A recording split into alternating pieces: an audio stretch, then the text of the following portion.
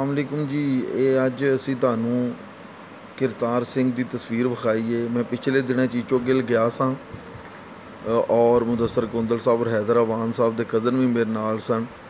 तो ईचो गिल की वीडियो लाई border line की। तो एक जलंधर दे विचों प्रीत सिंह गिल ने यूट्यूब के जरिए रबता किया कि ईचो गिल दे विच साडा खूह सी, करतार सिंह मेरे परदादा जी सन या दादा जी सन, तो उन्हों का मैनू खूह विखाया जाए। तो वेखो जी, अज मेरे शागिर्द राशिद अवान ने उन्होंने बोर्ड के दरख्त, उन्होंने पैलियाँ, उन्होंने खूह नूं दरियाफ्त किया।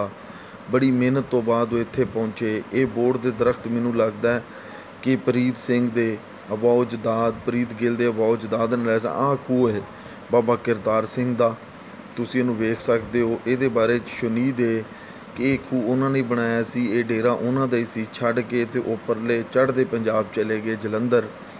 तो इस खूह के विचों काफ़ी सारा सोना भी निकलिया। और ये खूह है करतार सिंह बाबा जी का। उन्हों का कोई दोस्त बदकिस्मती नाल सानू ईचो गिल वड्डा तो ईचो गिल छोटा दोवां चों ना मिल सकिया। तो इसलिए असी कोशिश तो बड़ी की। तो आ जी कि उन्हों का कोई यार बेली मिले। आ जी पुश्ते कोठी नज़र आ रही है, ये बाबे करतार सिंह का डेरा सी, जिन्हों ढा के नवा बना दिता गया। और इत्थे हुण मुख्तलिफ लोग आबाद ने। ये बोर्ड का दरख्त, ये खूह बाबा करतार सिंह का सी, जिन्हां दी तस्वीर तुहानूं विखाई गई है। और एक खास तौर पर प्रीत गिल की रिक्वेस्ट के उत्ते, उन्हों की खसूसी गुजारिश के उत्ते ये वीडियो बनाई जा रही है। तकसीम ने जिथे इंसाना दे खून दी, इंसाना की खून की नदियाँ बहाइयाँ, उत्थे उस तकसीम ने एक ऐसी लकीर भी खिंच दी जिदे पार आर जाना बड़ा मुश्किल है। हालांकि जलंधर तो ये ईचो गिल बड़ी नेड़े होवेगा। पिंड तुहानूं नज़र आ रहा ईचो गिल, तो बड़ी नेड़े होवेगा, लेकिन ये आना बड़ा मुश्किल है।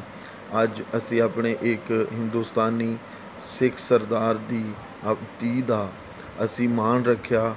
उन्होंने पिंड विखाया, उन्होंने खूह विखाया, उन्होंने हवेली विखाई, लेकिन उन्होंने बदकिस्मती के नाल असी दोस्त तलाश नहीं कर सके, क्योंकि ईचो गिल दे विच कोई बंदा भी उन्होंने जानन ते पहचानण लई तैयार नहीं। हालांकि ये धरती ते वो सदियां तो आबाद होणगे, दरिया रावी के कंढे ते आ बार्डर लाइन के उत्ते। ये ईचो गिल छोटा जे, तो इस तो बाद जिहड़ा पहलों विखाया ईचो गिल वड्डा जे। ईचो गिल वेखो, तो यदा एडा खूबसूरत पिंड जे कि दरियाए रावी का कंढा है और सामने बार्डर लाइन है हुण, जिन्हों क्रॉस करन लई शायद सानू सदियां दरकार होण। लेकिन वो जिहड़े 1947 के 70 वरियां दे दुख ने, वो शायद कभी भी पूरे ना हो सकन। तो प्रीत गिल जी, साडे वल्लों ये तोहफा कबूल करो। असी कोशिश जारी रखांगे कि सानू ईचो गिल वड्डे ते ईचो गिल छोटे दे विचों तुहाडे करतार सिंह होना दे कोई दोस्त यार मिल जाण, तो असी उन्हां दे नाल भी तुहाडी मुलाकात कराइए।